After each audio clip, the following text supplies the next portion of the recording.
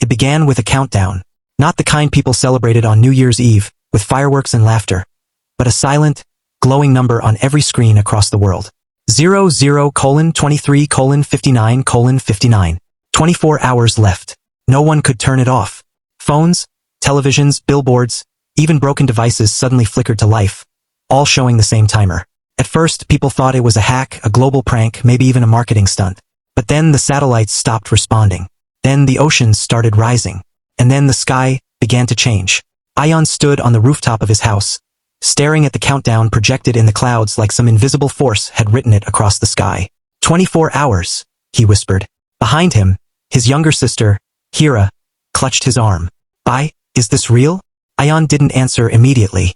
He had always been the logical one, the kind of person who believed everything had an explanation. But today, nothing made sense. It has to be, he finally said. The governments wouldn't go silent for no reason. Below them, the streets of the city were filled with chaos. Cars abandoned in the middle of roads. People shouting, crying, running without direction. Some were praying. Some were laughing like they had lost their minds. Everyone was reacting differently to the same truth. The Earth had one day left. The official message came an hour later. A final broadcast, transmitted simultaneously on every device. A scientist appeared on screen. Tired, pale, eyes filled with something deeper than fear. By now, you've all seen the countdown, she began.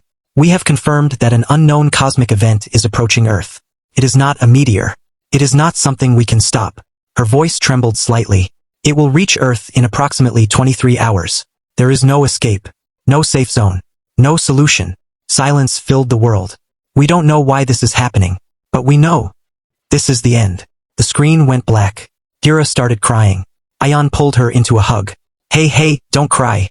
How can I not? She said between sobs. We're going to die, Ion. Everyone is going to die. He looked up at the sky again. The countdown ticked down. 00:22:11:07. For the first time in his life, Ion had no answer. Hours passed. The world began to change in strange ways. The sky shifted colors, from blue to deep purple, then to a glowing orange. Stars appeared even during the day, brighter than ever before. The air felt heavier, like the Earth itself was holding its breath. Electricity became unstable. Signals dropped. Planes disappeared from radar. And yet, in the middle of all this chaos, something unexpected began to happen. People started coming together. Ion and Hira walked through the streets in the afternoon. The panic had settled into something quieter, more emotional. A group of strangers sat in a circle, sharing food. A man played guitar on the sidewalk, singing softly while people listened with tears in their eyes. A mother hugged her child tightly, whispering stories. It was as if, in the face of the end, people remembered what truly mattered. Bye, Hira said. If this is really the last day, what would you do? Ion thought for a moment. He had dreams, plans, a future he had imagined for years. But now all of it felt distant. I think, he said slowly, I'd spend it with you. Hira smiled faintly. They went back home. The house felt different, quieter, heavier. Their parents sat in the living room. Their mother was holding a photo album, flipping through old memories. Their father stared at the wall, lost in thought. No one spoke for a long time. Then, suddenly, their father said, Let's go somewhere. Where? Ion asked. Anywhere, he replied. Somewhere meaningful. They drove out of the city as the sun began to set. The roads were strangely empty now. Most people had stopped running. They reached a hill overlooking a wide open field. It was a place they had visited years ago. A place filled with childhood memories. They sat together watching the sky. The countdown appeared again, glowing above them. 00:10:45:12. 10 hours left. The stars were brighter than ever. But something else was visible now. A faint, glowing line across the sky, like a crack in reality itself. What is that? Hira whispered. Ion stared at it, his heart racing. I think, that's it. The thing that would end everything. Time moved strangely after that. Some moments felt too fast. Others felt painfully slow. They talked about everything. Old memories, regrets, dreams they would never get to live. Their mother laughed at stories from the past. Their father apologized for things he had never said before. And Ion, he realized something. For the first time in his life, he wasn't thinking about the future. He was fully, completely in the present. Hours passed. The glowing crack in the sky grew larger. The ground trembled slightly. The air felt electric. 00:02:13:09. 2 hours left. Kira held Ayan's hand tightly. I'm scared. I know, he said softly. Will it hurt? He hesitated. I don't know. She leaned her head on his shoulder. I don't want it to end. Ayan looked at her, then at the sky. Neither did he.